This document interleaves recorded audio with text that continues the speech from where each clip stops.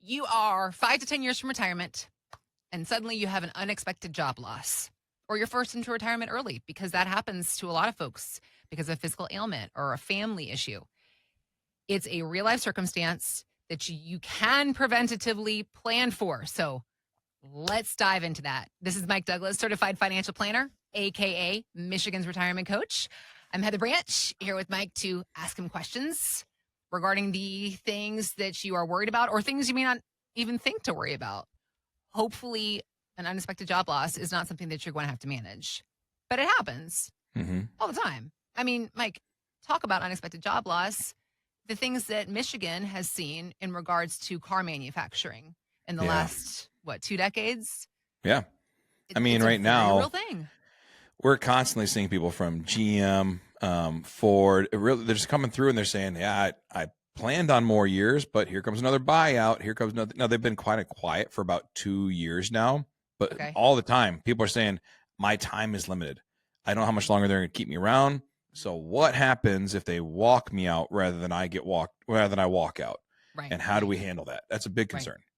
Well, not to pile on, but we've seen numbers lately that do show that the labor market is softening. So listen to what happened to a project manager. He's in his late 50s. He calls himself Mike B, not to be confused with Mike D. Yeah. This is not you. The other Mike. The other Mike on this podcast today. This is what he had to say about his current circumstance.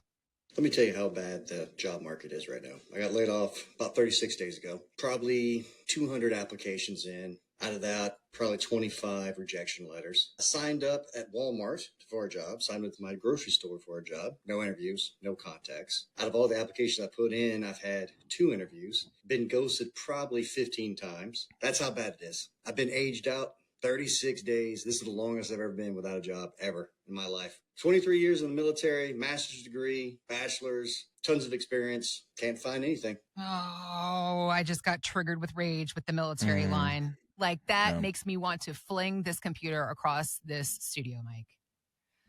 That's a whole nother podcast. We'll get into that later. So I feel like we need like a rest of the story from Mike B. Like I'd like to think that. Can we find him? And he's going to come back and be like, all right, so here's what happened, guys. And that's going to be like an Instagram, like the second video. And you're if like, anybody watching this podcast or listening to this podcast knows Mike B, and you can like put in the comments, I know him. Can you connect him to us? We'd love to talk to him more. Yeah. Let's talk about the conversations that you have in your office at LifePlan Financial Design. By the way, as you're listening and watching this podcast, michigansretirementcoach.com is our website. We also have links posted in the show notes where you can click. So if somebody comes to you and they are worried about losing their job close to retirement, they're 5 to 10 years out, because it gets to a place where you're not unhireable, but it becomes far more challenging to find a job at that phase. Yeah. So how do you help to prepare for a possible transition ahead of time? What can we do? All right. There's 3 big things that you can do to protect yourself in the event of an early exit, right? Okay. An unplanned early exit. The first thing, know your numbers. Understand how much you actually need to live off of and how much you would prefer to have to live off of. Start with that. Because we always say, like, what are your expenses? Well, my bills are $4,000 a month. Okay, but does that include like going out to eat? Does it include some lifestyle? Does it include contingencies? Or is it just keeping your lights on? Well, it just keeps the lights on. Okay.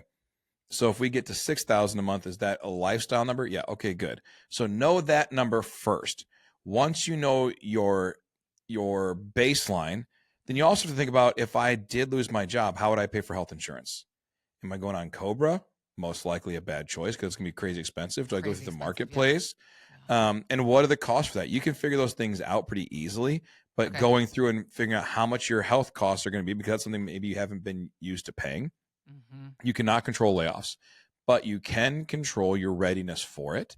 So number 1, know your numbers and then figure out how you would span these gaps. Also, kind of in that same space, know the numbers of when you can and can't get your money, right? So if I get laid off, so Mike B, he's 56 years old. He's laid off. He probably has 401ks or a TSP from the military. He's got these investments.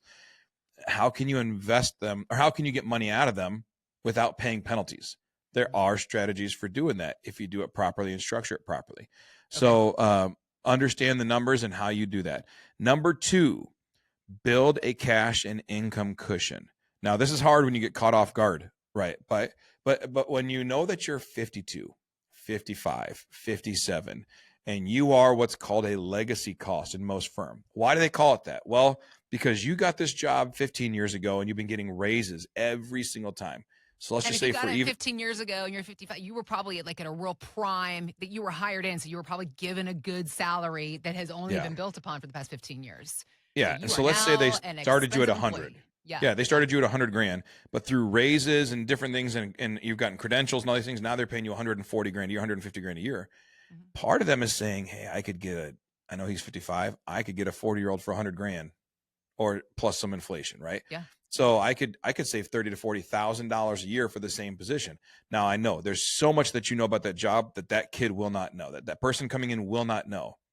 But the business is trying to reconcile a profit and loss statement, and they're trying to reconcile and so you are what's called a legacy cost.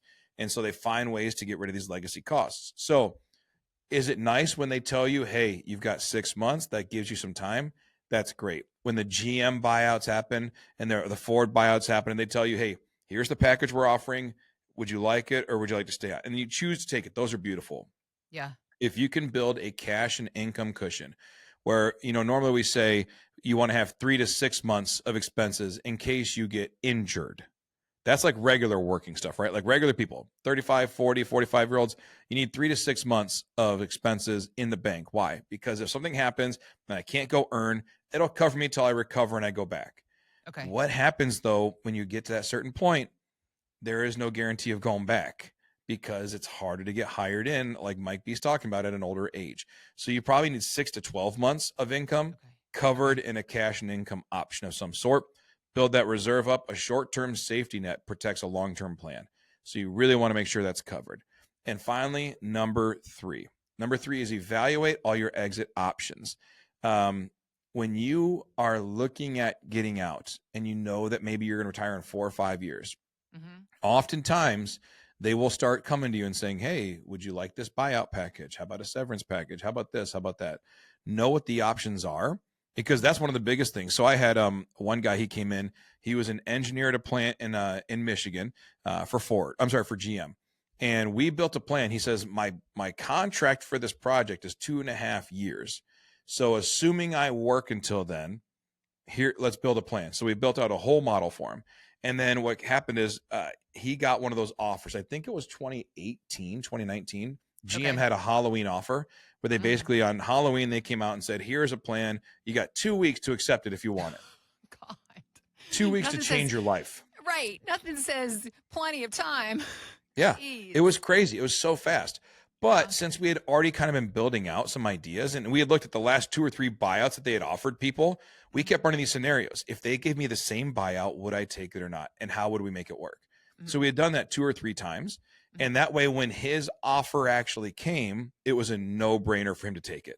Okay. Because we had already said, well, shoot, if you got this offer, which was less, that it would have worked. So then when they came to him with another offer and it was a better offer than the last round, he said, I'm in. He took it. And then we kind of joked because it was Halloween, right? And the offer said he gets to work through the balance of the year. And then after December 27th, I think it was, he no longer was going into work, but he stayed on payroll until the end of February and then got a 9-month buyout. It was something, it was a really lucrative buyout. He's a really good engineer. Got it. So from October 31st to December 27th, he had like 3 surgeries because he wanted to get it all done on GM's insurance. And so he's like, I'm going to need a new hip. I'm going to need a new shoulder. I'm going to need my cataracts. He went through it all. He's like, honey, what do you need done? Let's get it all knocked out. And so they did a bunch of these things. Why? Because I'm going to take this buyout. And they had already worked through these things. So it wasn't a matter of what will we do. It's since we've already run the numbers, the package comes out, we plug it in and we go, bang, that's a good decision. Wow. So as you get older, start evaluating what you're seeing out there. 1, are you rehireable? Start looking at your exit options. If I wanted to leave right now for a better job, could I get one? Yeah.